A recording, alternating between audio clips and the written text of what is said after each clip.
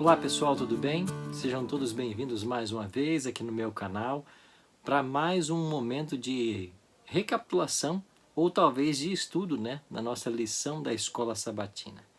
É uma alegria poder cumprimentá-lo, seja muito bem-vindo.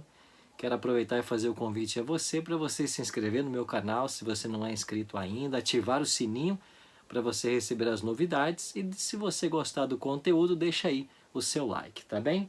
Estamos aí estudando nesse segundo trimestre de 2021 a lição A Promessa, a Aliança Eterna de Deus. E nós chegamos agora à nossa quinta semana, Filhos da Promessa. Esse é o tema que nós hoje vamos brevemente recapitular, tá bem?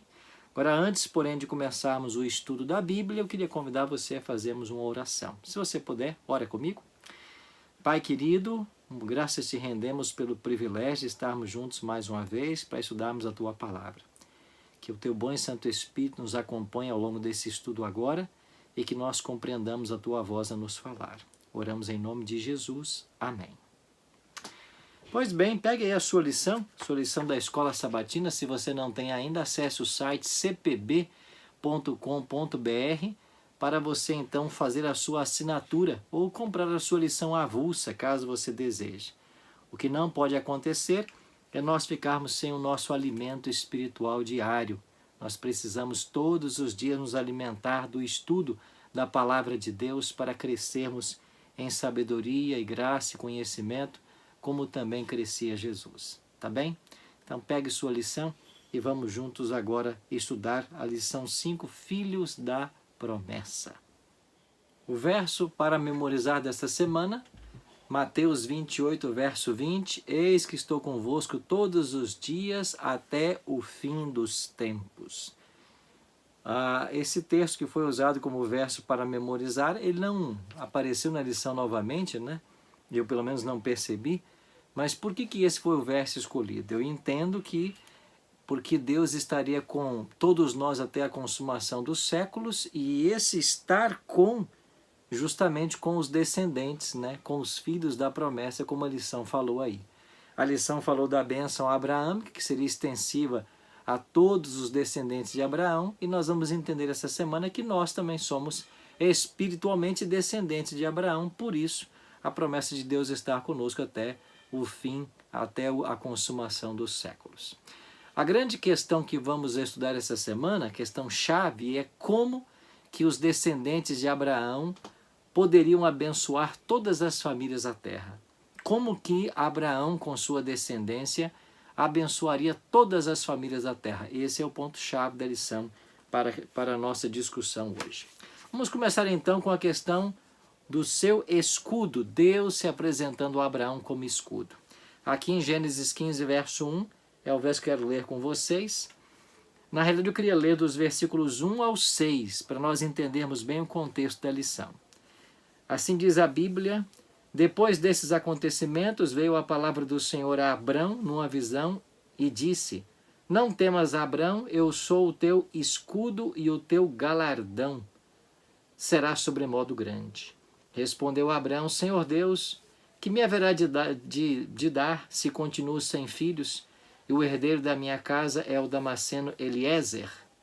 Disse mais Abrão: a mim não me concedeste descendência, e um servo nascido na minha casa será o meu herdeiro. A isto respondeu logo o Senhor, dizendo: não será esse o teu herdeiro, mas aquele que será gerado de ti será o teu herdeiro. Então, conduzindo-o até fora, e disse: olha para os céus e conta as estrelas, se é que podes. E lhe disse: assim será a tua posteridade. E creu no Senhor, e isso lhe foi imputado para justiça. Muito bonito, esse episódio aqui vivido por Abrão e o Senhor. É a primeira vez que aparece essa expressão escudo na Bíblia. Deus se apresenta a ele como sendo o seu escudo. E aqui nós temos um detalhe interessante. Deus, ao se declarar escudo, ele se declara aquele que vai proteger, aquele que vai guardar. E o escudo é um instrumento de proteção usado na guerra. Mas qual era o grande perigo que assaltava Abraão nesse momento? Bom, a lição colocou para nós aqui que o momento que Abraão estava vivendo era um momento de incerteza, né? Um momento de dificuldades, porque no capítulo 12 de Gênesis, Deus havia feito essa aliança com Abraão.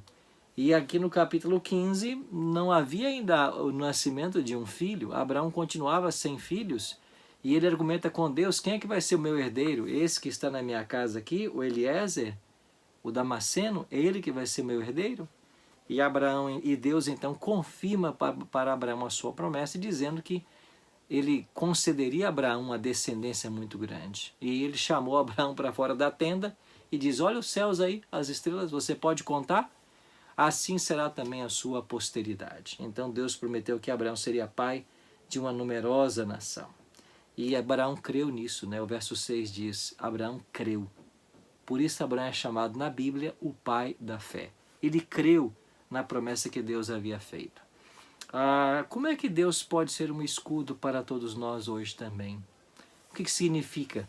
Que Ele vai nos proteger de qualquer dano físico?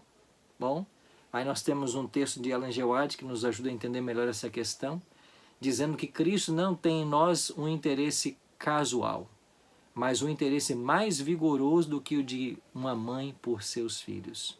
Nosso Salvador comprou-nos por sofrimento e dor humanos, pelo insulto, difamação, maus tratos, zombaria, rejeição e morte. Cuida de ti, tremente filho de Deus, ele te porá salvo sob sua proteção. A fraqueza inerente à nossa natureza humana não nos impedirá o acesso ao Pai Celestial, pois ele, Cristo, morreu para interceder por nós.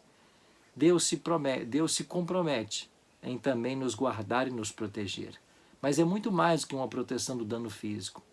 É a proteção do dano final do pecado, que é a morte. A proteção que Deus nos dá em Cristo é a proteção da morte eterna.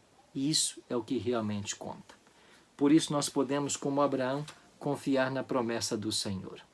Mas esse detalhe de que a descendência de Abraão seria bendita e que a terra seria abençoada, assume aqui novos contornos na lição de segunda e de terça, ao falar da promessa do Messias. E eu queria ler com você aqui, Gênesis no capítulo 28, verso 14, Gênesis 28, verso 14, que diz assim: em você e na sua descendência serão benditas todas as famílias da terra.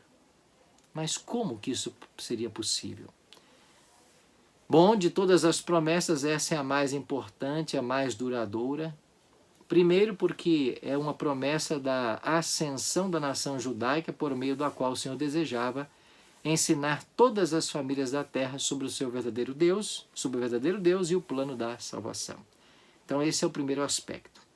Quando Deus disse que abençoaria a descendência de Abraão, ao fazer esta aliança com ele, é porque através da sua descendência, o Deus verdadeiro e o seu plano de salvação seria conhecido por todas as pessoas.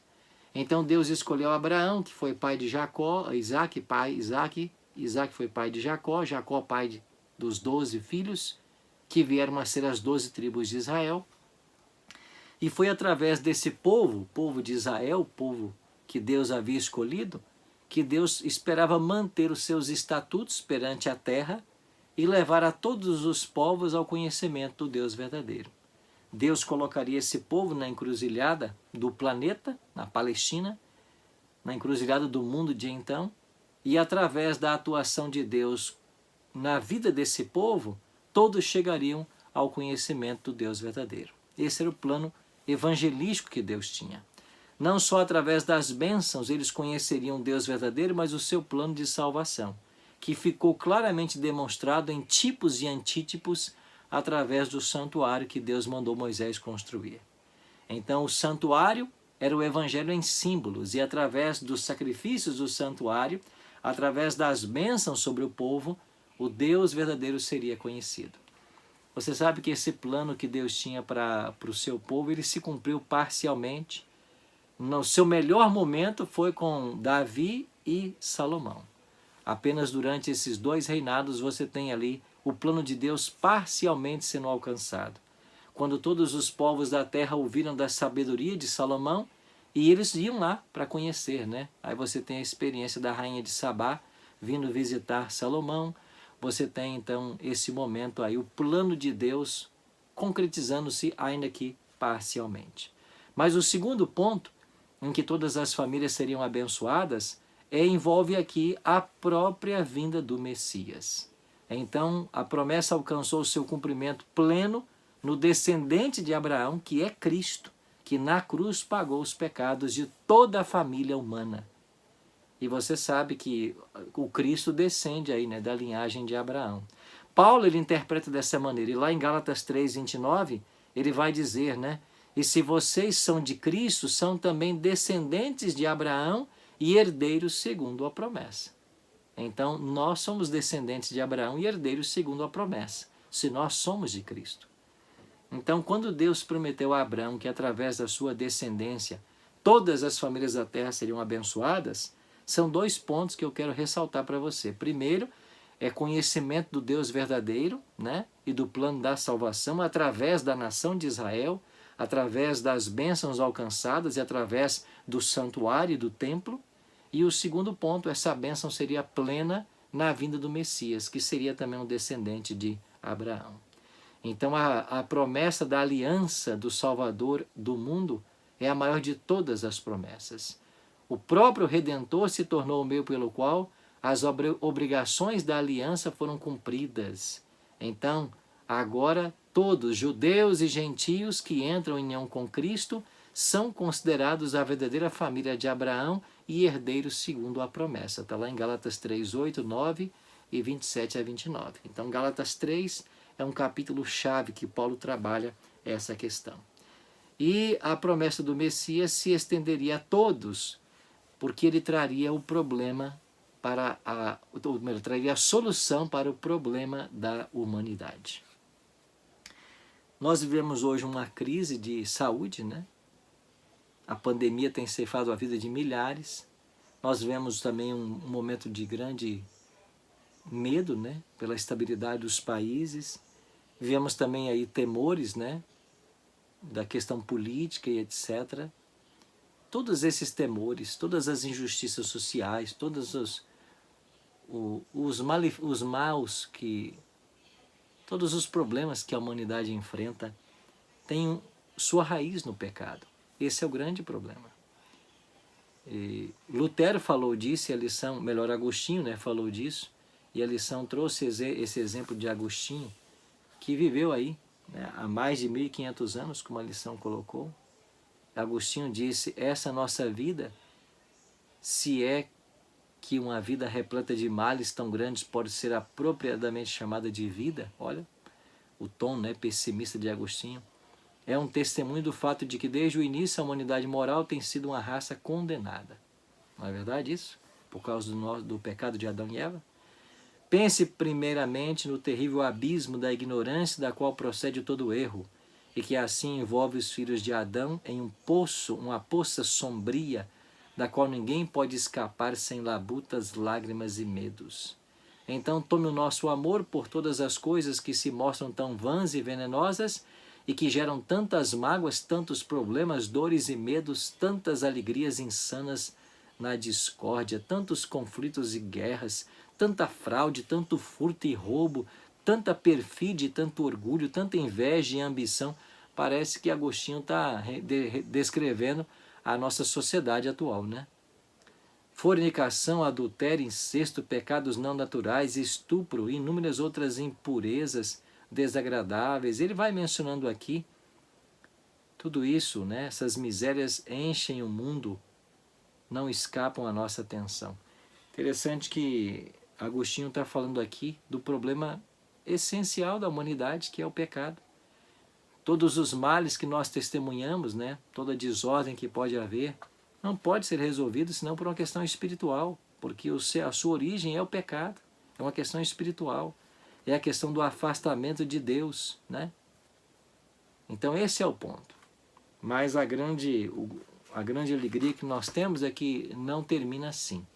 Esse passado negativo que nós herdamos por causa do pecado e o momento presente que a gente vive carregando as consequências do pecado, nós temos a promessa de um futuro brilhante. E esse futuro brilhante acontecerá em razão daquilo que Deus fez por nós em Cristo. E o que é que Deus fez por nós em Cristo? Ele enviou o seu Filho, ele se encarnou, viveu uma vida sem pecado, morreu morte expiatória, ressuscitou ao terceiro dia, intercede por nós no santuário e voltará como Rei dos Reis e Senhor dos Senhores. Então, há um brilhante futuro para todos nós, porque o Messias, o descendente de Abraão, todas as famílias são abençoadas pela obra que ele fez e por aquilo que ele ainda fará por todos nós assim que ele voltar a essa terra. Então aí está o porquê de todas as famílias serem abençoadas. É por isso que a lição falou aqui, né, os filhos da promessa. Nós somos os filhos da promessa, né? O povo de Israel foi e hoje nós somos o Israel espiritual de Deus. Na parte de quarta-feira, a lição falou sobre uma grande e poderosa nação. E eu queria ler 2 textos com vocês aqui. O primeiro deles é aqui Gênesis 18, que diz assim: Visto que Abraão certamente virá a ser uma grande e poderosa nação, e nela serão benditas todas as nações da terra. Deus está prometendo aqui, né, que Abraão seria uma grande, a sua descendência seria grande e poderosa. E o outro texto, em Gênesis 12, verso 2, né, na aliança que Deus firma com Abraão, ele repete, né, essas mesmas palavras aparecem lá. De ti farei grande nação e te abençoarei, e te engrandecerei o nome, se tu uma bênção. Deus tornaria Abraão famoso, e de fato Abraão tornou-se um homem com fama mundial, né? O grande ancestral do povo de Israel, o grande patriarca, o herói da fé, o pai da fé. Então o nome de Abraão foi enaltecido pelo próprio Deus, e ele fez a sua descendência uma grande e poderosa nação. Interessante que a lição apontou que Abraão não viu o cumprimento dessa promessa, Isaac não viu, Jacó começou a ver, né? Nos seus 12 filhos ali, e depois nas tribos que foram organizadas. Então, em Gênesis 46, verso 3, você tem aqui a informação do cumprimento dessa promessa, né? Lá nos dias de José, lá no Egito. E embora Jacó não tivesse visto o seu cumprimento, por fim, essa promessa foi cumprida. E o povo habitou lá na terra de Gósen, né? Diante dos favores de Faraó, por influência de José. E ali a nação foi tremendamente abençoada e cresceu e cresceu. Cresceu tanto que você vai se lembrar que despertou o medo dos egípcios. E foi aí que veio a ideia de escravizá-los. Porque a nação era tão grande, tão forte, que eles temiam que em algum momento os israelitas se voltassem contra eles. E aí começou toda a história do cativeiro do povo de Deus, que durou 400 anos, né? Agora, Deus tem planos, né, para seu povo, e a lição trouxe uma pergunta, né? Por que fazer uma nação especial da descendência de Abraão?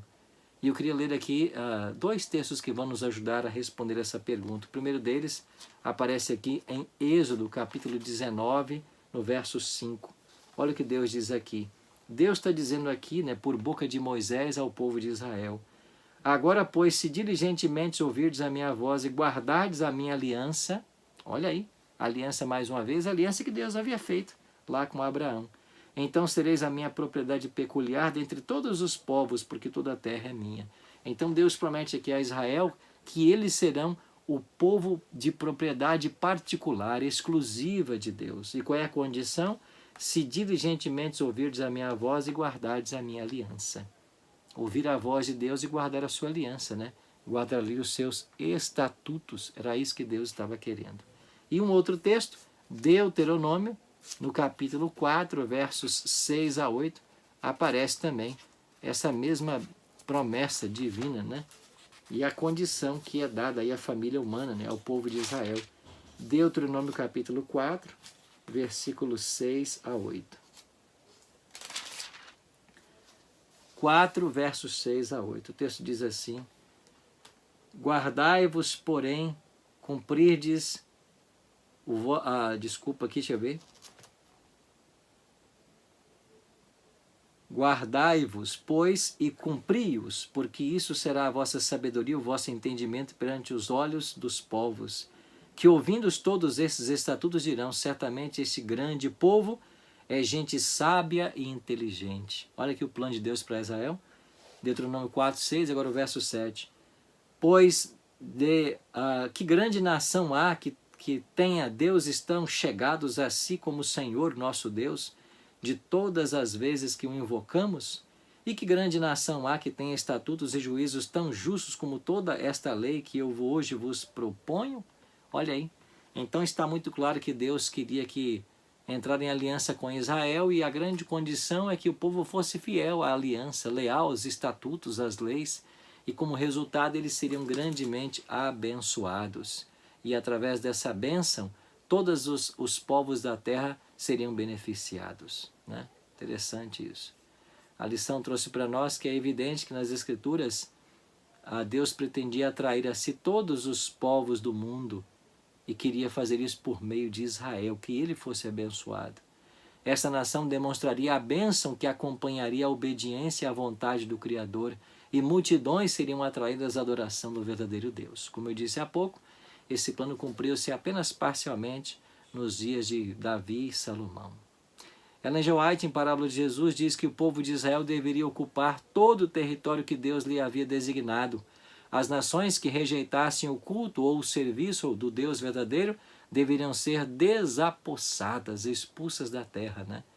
Era propósito de Deus, porém, que pela revelação de seu caráter por meio de Israel, os homens fossem atraídos a ele.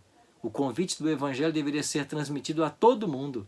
E pela lição do sacrifício simbólico, aqui está falando do santuário, Cristo deveria ser exaltado perante as nações, e todos os que o olhassem viveriam. Então está claro para você quais seriam as consequências da aliança? Olha que coisa bela! As pessoas seriam abençoadas porque através de Israel elas então chegariam ao conhecimento do Deus verdadeiro. E através de todo o sistema sacrificial do santuário e depois do templo em Jerusalém, as pessoas conheceriam da vinda do Messias, do plano da salvação, e haveria esperança então para todas elas. Lindo, né? Esse era o plano de Deus. Infelizmente não aconteceu como Deus esperava, né? E na parte de quinta-feira a lição termina: engrandecerei o seu nome. Gênesis 12, 12, né? Farei de você uma grande nação e o abençoarei e engrandecerei o seu nome. Eu já havia lido nesse texto aqui. Deus engrandecendo o nome de Abraão. Coisa linda, né? Agora, a lição trouxe um ponto muito interessante, contrastando o texto de Gênesis 11, 4 com esse texto de Gênesis 12, 2. Aqui é Deus que estava engrandecendo o nome de Abraão. E quando você vai para Gênesis capítulo 11, verso 4, você tem ali uma proposta de homens querendo tornar os seus nomes grandes, né? É a construção da Torre de Babel. E Gênesis 11, 4 diz assim: disseram, vinde, edifiquemos para nós uma cidade e uma torre cujo tope chegue até aos céus, e tornemos célebre o nosso nome, para que não sejamos espalhados por toda a terra. Por um lado, Deus tornando o nome de Abraão famoso, né? Célebre. E aqui em Gênesis 11, 4, você tem ali as pessoas querendo construir uma grande cidade, uma torre que atinja os céus, para que o nome deles ficassem famoso, né? Salvação pela graça e salvação pelas obras, né? Confiar no esforço humano e confiar na providência divina. Muito interessante esse contraste que a lição fez, né? E qual é o nosso papel em todo esse processo da aliança? Se nós somos hoje os descendentes espirituais de Abraão, qual é o nosso grande papel, a nossa parte? A lição pontuou que nossa parte é a questão da escolha, né? Que escolha nós faremos? O drama dos séculos, a batalha entre Cristo e Satanás, ainda está ocorrendo em nós e por meio de nós. Tanto a humanidade quanto os anjos estão observando o que tem acontecido nesse grande conflito. Portanto, quem somos nós? O que dizemos, o que fazemos, além de ter importância em nossa esfera imediata, tem também implicações que podem, de certo modo, reverberar por todo o universo. Olha que responsabilidade. Pelas nossas palavras, ações e até mesmo atitudes, trazemos glória ao Senhor, que fez tanto por nós, ou envergonhamos o seu nome. Minha lição colocou sobre nós o peso da responsabilidade do testemunho pessoal. Então, a aliança de Deus alcança os nossos dias. E nós, descendentes espirituais de Abraão, devemos ser leais à promessa. aos estatutos e ao grande requisito que Deus apresentou para que nós fôssemos abençoados e abençoássemos outros, a obediência, né? O guardarmos os seus estatutos. Prezado amigo, prezada amiga, quando nós observamos a lei do Senhor, quando nós observamos seus estatutos, quando nós somos abençoados pelo Senhor, por essa observância também, é que nós nos tornamos luz e sal da terra. De outra maneira, nós vamos envergonhar o nome do Senhor. Então a lição termina com um grande desafio para todos nós, que é nós buscarmos, né, ser leais como Abraão foi. E certamente nós teremos a recompensa que Abraão um dia terá, a vida eterna quando Jesus voltar em glória e majestade. E a Canaã tornou-se para os patriarcas, profetas, um símbolo, né, da terra prometida. E nós estamos aguardando agora a nova Canaã, que nós vamos entrar em posse dela, assim quando o Messias se manifestar. Agora não para nascer numa manjedoura, mas sim para estabelecer o seu reino eterno que jamais passará. E que Deus nos abençoe e nos ajude a nos prepararmos para sermos cidadãos nesse reino. Tá bem? Vamos fazer uma oração? Pai querido, muito obrigado pela lição dessa semana e por sabermos que em Abraão nós também somos abençoados, somos descendentes espirituais dele, e todo aquele que aceita Cristo como Salvador pessoal entra em aliança contigo. Cuida de todos nós e nos ajude a darmos um testemunho positivo do Deus que nós servimos. Sermos luz e sermos sal para as pessoas que estão ao nosso redor. E que o Senhor cumpra a tua promessa de estar conosco todos os dias até que os séculos se consumam. É a nossa oração em nome de Jesus. Amém. Obrigado, amigo, por esse tempinho que você passou com a gente. Semana que vem a gente volta com a lição 6, né? Não se esqueça aí de se inscrever no canal também, deixar o seu like, ativar o sininho. E se você gosta do conteúdo, passa também para os seus amigos esse canal, indica para os outros, tá bom? A descendência de Abraão, a gente segue, né, com esse tema na semana que vem.